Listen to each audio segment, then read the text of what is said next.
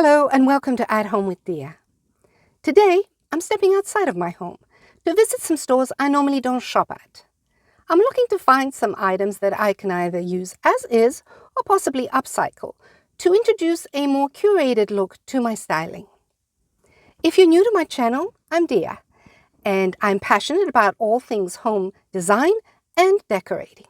I'm also always on the lookout for items that I can incorporate into my decor, but in a more sustainable way. So join me and let's see what we can find.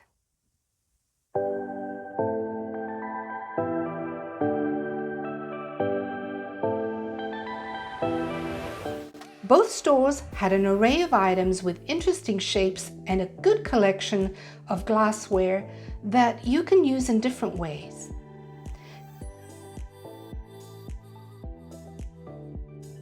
Clear glass vessels can be used with battery-operated candles for a nice tablescape. So if you can find a set of 2 or more, so much the better. I'm always drawn to things with interesting shapes and texture. Thrift or secondhand stores can also be a great place to find glassware if you want to add to your bar cart or beverage station. There is also a good selection of large format artwork and canvases ranging from $5 to $9 a piece that you can revamp to suit your style.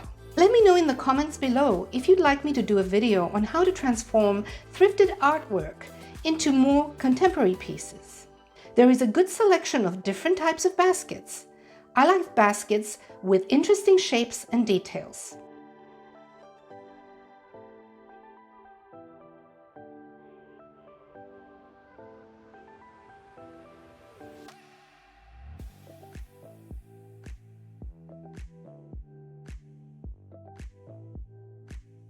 So it looks like I picked one of the busiest days of the week to visit these stores. The second store was packed with shoppers and very difficult for me to film, but I did find some nice items. So after spending several hours in 2 large thrift stores, I'm excited to show you what I bought and what I plan to do with them. So stick around. Here are 5 of the 10 items I bought. What I liked about these were the interesting shapes. They are lovely as is, but since my color scheme is very neutral, I'm planning to change the color and use a couple of different techniques to add texture. Part of my approach to sustainable decor is keeping them in colors that stand the test of time and a 5-step easy process that will make them last for many years. Note that the prices shown were 50% off on the day that I visited these stores. So let's get started with step number 1.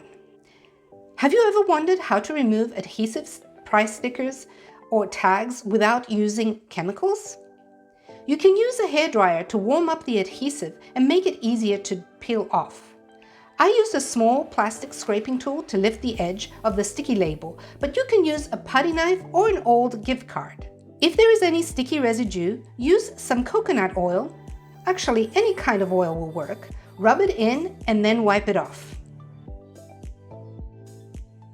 So let's move on to step number 2. The key to any successful upcycling or DIY job is proper preparation. I always make sure that everything is cleaned thoroughly before starting any project. Here I use Simple Green, but any all-purpose cleaner or degreaser will work.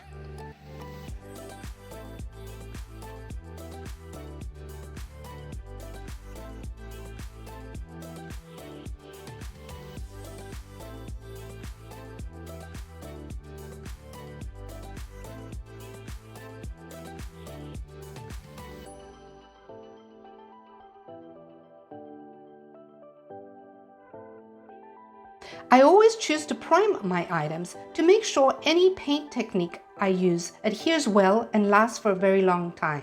This is especially important when painting glass items. For this project, I'm using things I already have in my DIY supply cabinet. This Rust-Oleum Universal Bonding Primer is great for difficult surfaces. The gray color lets you see where and how much you are applying. I always start from the bottom to get an even coat. Keep the spray can about 8 to 10 inches away from the item you are priming and use a back and forth sliding motion. flip everything over and spray from the top down.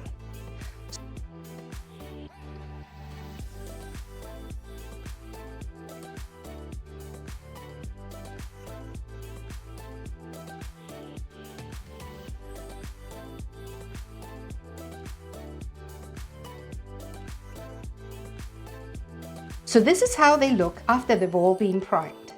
Now here is where you could simply pick up a can of matte or flat spray paint in a color you like and give the piece 1 or 2 coats, and that would be the end of your upcycling project. But I want to take it a step further.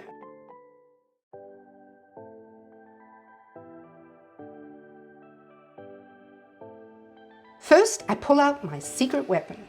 I often use this inexpensive Lazy Susan when working on small upcycling projects to make working around the items easier.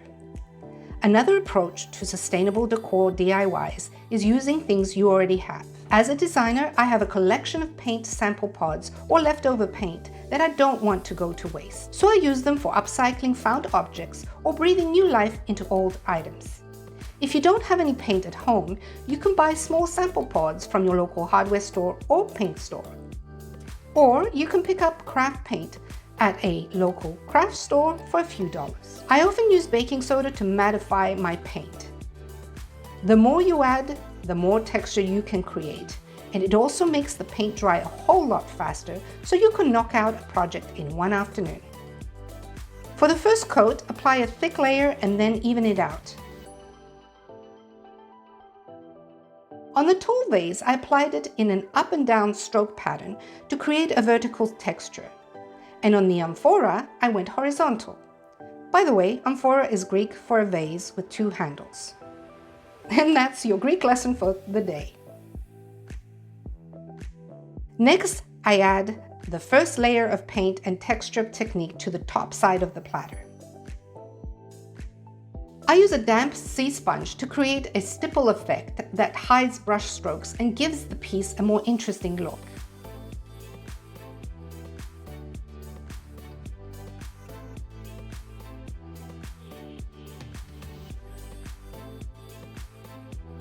I took a quick break and then I went on to adding the second layer of paint and texture to the pieces.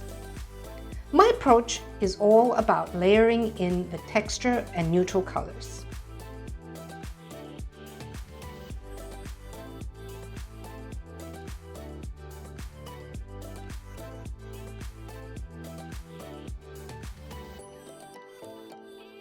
To add more color variation to the pieces, I start by mixing white and light taupe color with a little baking soda and water to create a diluted color wash mixture.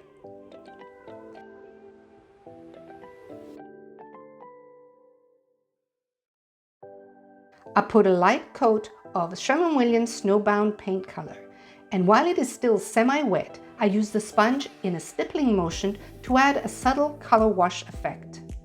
Doing this while the paint is still wet allows for a more even look. I dab the sponge onto a paper towel or paper plate to remove excess paint, and I go lighter first and build up the color as I go along. It's difficult to catch the color variation on camera, but trust me, when it all dries, you will notice it.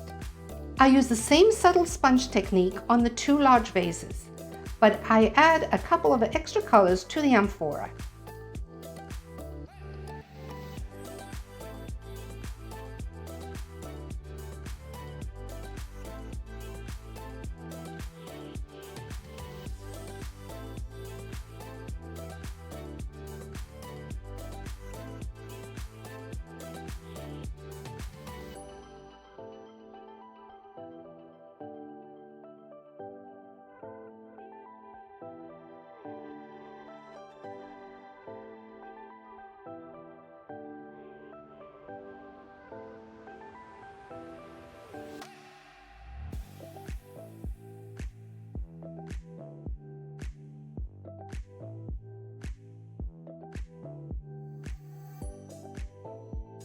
It's all about layering and blending the colors for an interesting effect.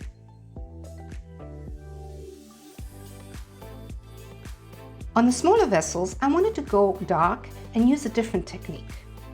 The Sherwin-Williams Black Fox color is a moody chocolate color that adds a warmer tone to the very black Sherwin-Williams iron ore. On camera, the color looks very brown, but when it dries, it is a warm, muted black. Again, start from the bottom and work your way up. I try to apply the first coat in even strokes.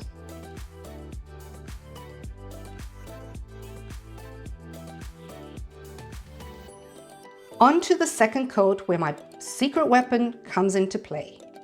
After applying an even coat of paint, I use my brush going around and around the top to bottom to create a linear striped textured effect. Keep the brush moving to avoid any sharp stop-start stroke lines.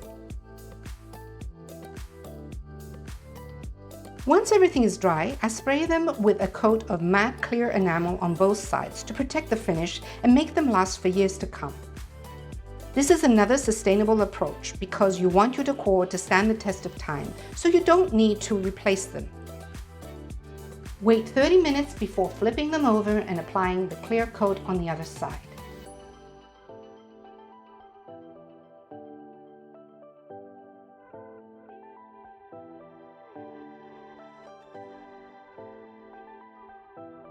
A couple of hours later, you can enjoy the final results of all your efforts. Here is a look at the group of totally transformed thrifted items. With some effort and a bit of time, I have added some unique pieces to my styling that are one of a kind and didn't break the bank. I paid a total of $22 for these items at the thrift stores and another $12 for supplies. So for a total of $34, I have 5 lovely decorative items I can incorporate into my styling for years to come.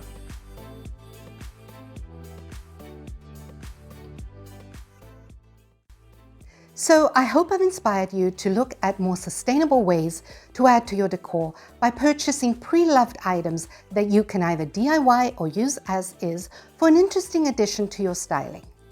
Let me know in the comments below which of these pre-owned decor pieces you liked most, and don't forget to give me a thumbs up if you enjoyed this video.